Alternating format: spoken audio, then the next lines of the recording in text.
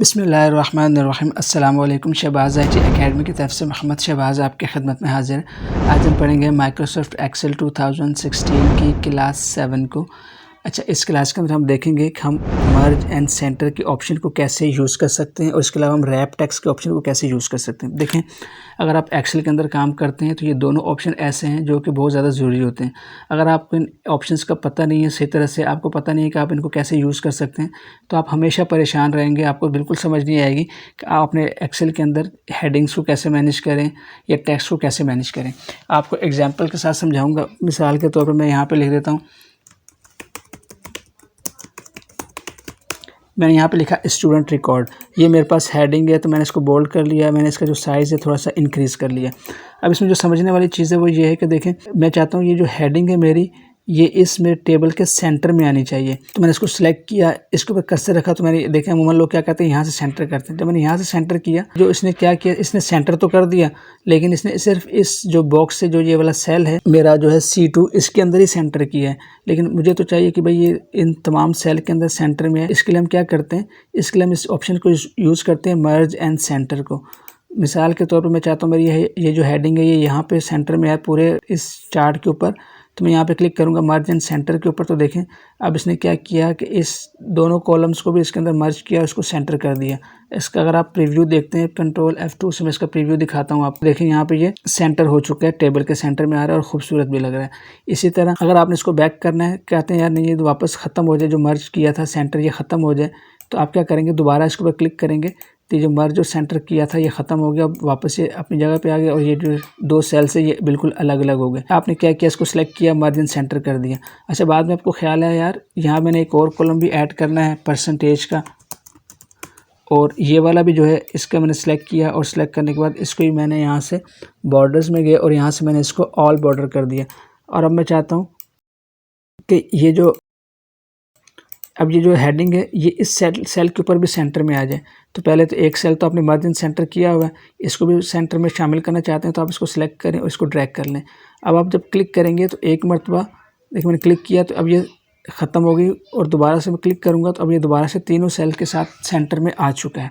तो इस तरह से आप मर्ज और सेंटर के ऑप्शन को यूज़ कर सकते हैं। ये इसका बेसिक यूज़ था। अब मैं थोड़ा सा इसको आपको एडवांस यूज़ करके दिखाता हूँ। फ़र्ज़ करें मैंने इसको कैंसिल करता हूँ और इसको मैं कॉपी कर लेता हूँ। कॉपी करने के बाद मैं नीचे आता हूँ, मैंने यहाँ पे रखा। इसी तरह मैं इसको यहाँ से कॉपी करता हूँ कंट्रोल C से, और यहाँ पे मैं कॉपी करता हूँ control V, control V, control V, control V। अच्छा, होता क्या है कि बहुत बार ऐसा होता है, ये तो आपके पास एक सिंगल हेडिंग थी तो आपने इसको सेंटर कर लिया। बहुत बार ऐसा होता है मेरे पास ज़्यादा हेडिंग्स होती हैं, तो मुझे क्या करना है, तो इन सबको सेंटर में करना है। एक तरीका ये होता है कि आप एक हेडिंग को पकड़ें, मर्ज एंड सेंटर करें, दूसरी को पकड़ें, मर्ज एंड सेंटर करें, तीसरी को पकड़ें, मर्ज एंड सेंटर करें। तो ये बहुत ज़्यादा टाइम टेकन भी है। और दूसरी बात है कि जब आप कंप्यूटर यूज़ करते हैं तो आपने कोशिश करनी होती है कि कम वक्त में ज़्यादा काम करें और एडवांस टेक्निक्स को यूज़ करें ताकि आपका वक्त भी बचे और आप आसानी से काम करें।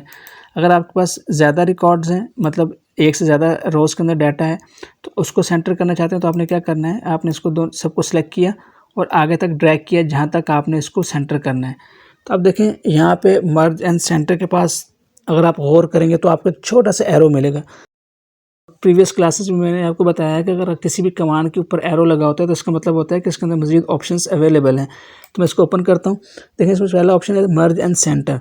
अगर तो मैं इसको यूज़ करता हूँ जो कि नॉर्मल सेटिंग में था, फ़र्ज़ करें मैंने इसको सिलेक्ट किया और मैं नॉर्मल मर्ज एंड सेंटर का ऑप्शन यूज़ करता हूँ, तो वो क्या करेगा, वो मुझे कहेगा कि भाई आपके एक से ज़्यादा टेक्स्ट है। तो अगर मैं इसको सेंटर पे क्लिक करता हूँ ना तो सारे डिलीट कर देगा। जो पहले कॉलम के अंदर टेक्स्ट था उसको रखेगा, बाकी नीचे वाला सब डिलीट करेगा और सबको मर्ज करके एक जो है वो टेक्स्ट कर देगा इस तरह से करके। लेकिन ये तो नुकसान हो गया, बाकी टेक्स्ट मिट गए। इसका फ़ायदा क्या है, मैं इसको अंडू करता हूँ और अब मुझे क्या करना है, मैं चाहता हूँ कि तमाम के तमाम जो हेडिंग्स हैं ये अपने सामने वाले कॉलम्स के अंदर ही मर्ज हों, ऐसा ना हो कि सब ओवरलैप कर जाएँ। इसके लिए हम क्या करेंगे, इसको मैं सिलेक्ट किया, एरिया भी सिलेक्ट किया जहाँ तक मर्ज करना है। अब मैं यहाँ पे इसकी रोज़ के ऊपर एरो के ऊपर क्लिक करता हूँ। यहाँ पे देखें जो सेकंड ऑप्शन है मेरे पास ये आता है मर्ज अक्रॉस। मर्ज अक्रॉस का मतलब है कि अब ये क्या करेगा, हर सेल के हर हेडिंग के सामने वाले सेल्स के अंदर ही मर्ज करेगा। करके देखते हैं। मैंने क्लिक किया तो देखें ये सारे के सारे मर्ज हो गए।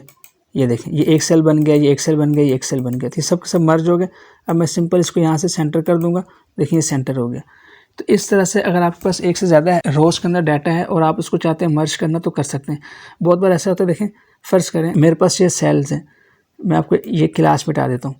मुझे ख्याल आया कि यार ये डाटा सेल डिलीट कर दिया मैंने, क्लास का सेल भी डिलीट कर दिया। अब मैं चाहता हूँ कि मेरा अगर टेक्स्ट बड़ा है या मैं चाहता हूँ कि ये जो क्लासेस हैं ये इधर भी मर्ज हो जाएं, तो अब इसको सेलेक्ट करेंगे। सेलेक्ट करने के बाद मर्ज एंड सेंटर के ऊपर क्लिक करके इस ऑप्शन को चूज़ करेंगे, मर्ज अक्रॉस। अब देखें ये लाइन है बिल्कुल ख़त्म हो गई और ये मेरा जो टेक्स्ट है ये आगे पूरे 2 कॉलम्स के ऊपर आ गया है। मैं दोबारा इसके ऊपर क्लिक करूँगा तो ये दोबारा से जो है वापस सेल आ जाएगा और वो वापस अपनी जगह पे चले जाएंगे। लेकिन इसका नुकसान क्या होगा, इसका बॉर्डर मिट जाएगा, तो फिर आप इसको दोबारा से बॉर्डर लगा सकते हैं। अगर आपको ये चीज़ समझ आई है तो बहुत अच्छी बात है, नहीं आए तो आप इसके ऊपर फोकस ना करें, आप जस्ट इस टेक्स्ट के ऊपर फोकस करें जो मैंने आपको ये बताया कि आपने इसको 2 ऑप्शन यूज़ करने हैं, एक तो मर्ज और एक मर्ज अक्रॉस का।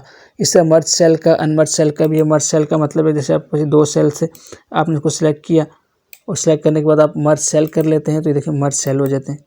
सॉरी, वो कहेगा सबको मर्ज कर दूं तो कर दूं, लेकिन इसने एक को रहने दिया, बाकी सबको मर्ज कर दिया, तो वो मर्ज सेल मर्ज कर सकते हैं आप। और जो लास्ट इसके अंदर ऑप्शन होता है अनमर्ज सेल का, जैसे आपने इसको मर्ज किया है तो मैं कहता हूँ इसको अनमर्ज कर दें, सेलेक्ट किया अनमर्ज सेल कर दिया, तो देखिए सारे के सेल अनमर्ज हो गए। तो इस तरह से आप इनको यूज़ कर सकते हैं, मर्ज एंड सेंटर और मर्ज अक्रॉस। ये 2 ऑप्शन आपके बहुत ज़्यादा कीमती हैं, बहुत ज़्यादा काम के हैं। और मर्ज सेल्स का मतलब यही होता है कि अगर आपने कहते हैं यार इसको मर्ज कर दूं यहाँ पे, तो ये मर्ज सेल भी यही करेगा कि इस सेल को मर्ज कर देगा इस तरह से करके, ये देखें। लेकिन जो मर्ज अक्रॉस वाला ऑप्शन है ये बहुत ज़्यादा फ़ायदेमंद है और इससे आप फ़ायदा उठा सकते हैं। अच्छा, इसके अंदर एक ऑप्शन है रैप टेक्स्ट का। अब रैप टेक्स्ट को कैसे इस्तेमाल करते हैं, जैसे फर्स्ट कर मैंने लिखा है मोहम्मद शहबाज, इसी तरह अगर ये मेरा नाम फर्स्ट कर मैं कॉलम की विड्थ ज़्यादा कम करता हूँ, मेरे पास यहाँ पे स्पेस कम थी और मैंने इसको कम कर दिया।